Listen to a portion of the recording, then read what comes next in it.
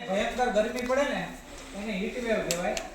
એનાથી બચવા માટે તમારે શું કરવું જોઈએ તો કે વધારે પાણી પીવું, લીંબુ શરબત પીવું, છાશ પીવી બપોરના સમયે। બપોરે 12 થી 4 ના બહુ તડકો હોય ને ત્યારે તમારે ક્યાંય બહાર નીકળવું જ નહીં ટૂંકમાં બને એટલું આપણે બહાર જવાનું ટાળવું। એવા બધા આપણે મુદ્દાઓ છે આ તમને વિશેષ માહિતી ક્લાસમાં લગાડવામાં આવશે ત્યારે તમે વાંચજો। પછી આ છે આપતીને ઓળખ, જો એમાં અલગ અલગ આપતીઓના ચિત્રો આપ્યા છે તો એ તમે વાંચશો એટલે તમને એમાં વધારે ખ્યાલ આવશે। ત્રીજું છે આ મોક ડ્રિલ।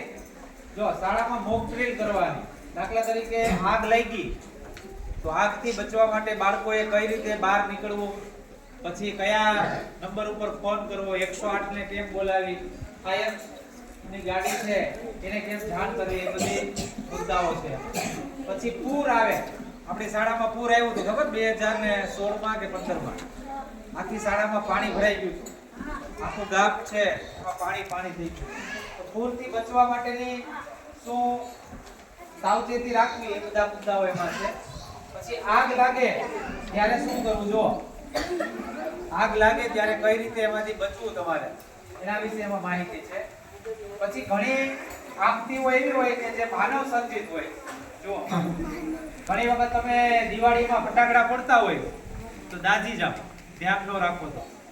પછી ઉત્તરાયણમાં પતંગ ચગાવતા હોય તો ધાબા ઉપરથી ઘણા નીચે પડી જાય, ઘણાના ગળા છે એ કપાઈ જાય દોરીથી, તો એ બધી માનવ સર્જિત આપતી છે। પછી આપતી દરમિયાન તમારે સુરક્ષિત જગ્યાનો આશરો લેવો એના વિશે આમાં માહિતી આપી છે। આ બધું તમે લખી શકો, ઉતારી શકો બુકમાં। પછી પ્રાણીઓ કરડવાથી થતી ઈજાઓ, જો ઘણી વખત આવા બધા સાપ કોઈને કરડી જાય, કૂતરું કરડી જાય, બીજા પ્રાણીઓ, જો બિલાડીનું ચિત્ર આપ્યું છે એમાં, વાંદરાનું ચિત્ર આપ્યું છે, એ તમને કરડી જાય, ક્યારે કરડી જાય તો કે તમે એને હેરાન પરેશાન કરો ત્યારે, અથવા તો ભૂલમાં તમારે એની ઉપર પગ પડી ગયો હોય એવું કઈ ઘટના બની હોય, અથવા તમે સૂતા હોય કે વાડીમાં હોય કામ કરતા હોય ત્યારે તમને સાપ કરડી જાય તો એના માટે શું કરવું એ બધી એનાથી બચવા માટેના ઉપાયો આમાં આપ્યા છે। પછી પ્રાથમિક સારવારની પેટી આપણી શાળામાં છે। જુઓ કઈ પણ કોઈને કઈ વાગી જાય તો એને પેલા પ્રાથમિક સારવાર એને આપવી પડે। પછી છે શોધ અને બચાવ ટુકડી। જુઓ આપણે શાળામાં વિવિધ ટુકડીઓ બનાવી છે, દાખલા તરીકે આપણા શાળામાં કઈ એવો બનાવ બન્યો હોય કે ગામમાં કોઈ બનાવ બન્યો હોય, આપતી આવી હોય, એમાં બચવા માટેની જે બચાવ ટુકડીઓ છે એમાં અલગ અલગ સભ્યો હોય, પોતપોતાનું કામ છે વેચી અને ઓછામાં ઓછું નુકસાન થાય એવી રીતે બધાને એમાંથી બહાર કાઢે છે। પછી રાસાયણિક આપતીઓ વિશે છે। મોટા મોટા ઉદ્યોગોમાં ઘણી વખત બ્લાસ્ટ થાય અને આગ લાગે અથવા તો ગુગળામણ થાય, ગેસ એવો ઝેરી ગેસ ફૂટે કે ઘણા લોકો એમાં મૃત્યુ પામે અથવા તો દવાખાનામાં એને દાખલ કરવા પડે, શ્વાસ ન લઈ શકે। પછી માર્ગ સલામતી, તમે રસ્તા ઉપર જાતા હોય તો કઈ રીતે ચાલવું, કઈ બાજુ વાહન ચલાવવું, કેટલી સ્પીડમાં તમારે વાહન ચલાવવું, એ બધું તમારે ટ્રાફિકના નિયમોનો ઉપયોગ કરો। હેલ્મેટ પહેરવું, ટુ વ્હીલ લઈને જતા હોય તો હેલ્મેટ પહેરવું, ફોર વ્હીલ લઈને જતા હોય તો સીટ બેલ્ટ બાંધવો, એવા બધા જે ટ્રાફિકના નિયમો છે એનું તમારે પાલન કરવું પડે તો અકસ્માત થવાના ચાન્સ છે એ ઘટી જાય।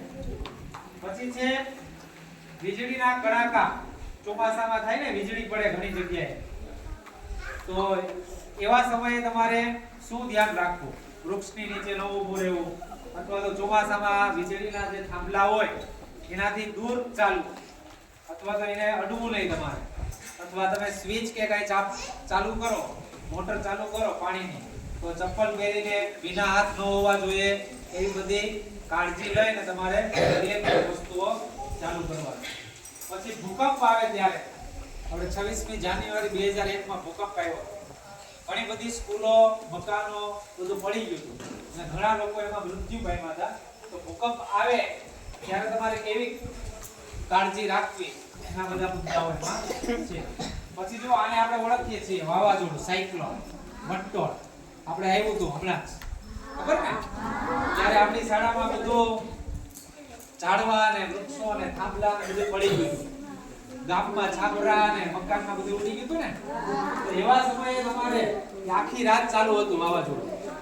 ત્યારે જેની માથે પતરા હોય અને નીચે આપણે રહેતા હોય અથવા માલ ઢોરને બાંધ્યા હોય એને તમારે સુરક્ષિત જગ્યાએ મૂકી દેવા. જો આ બધી આગાહી કરી શકાય એવી આપતીઓ છે. વાવાઝોડું આવવાનું હોય ને એટલે અગાઉથી વૈજ્ઞાનિકોને ખબર પડી જાય. હવામાન ખાતાના વૈજ્ઞાનિકો જે હોય એ આપણને જાણ કરી દે કે હવે 12 કલાક બાકી છે કે 8 કલાક બાકી છે, એટલે આપણે એના અગમચેતીના પગલાં લેવા જોઈએ. તો આ બધી વિવિધ આપતીઓ વિશે તમારે હજુ આનો અભ્યાસ કરવાનો છે વર્ગખંડમાં, બરોબર?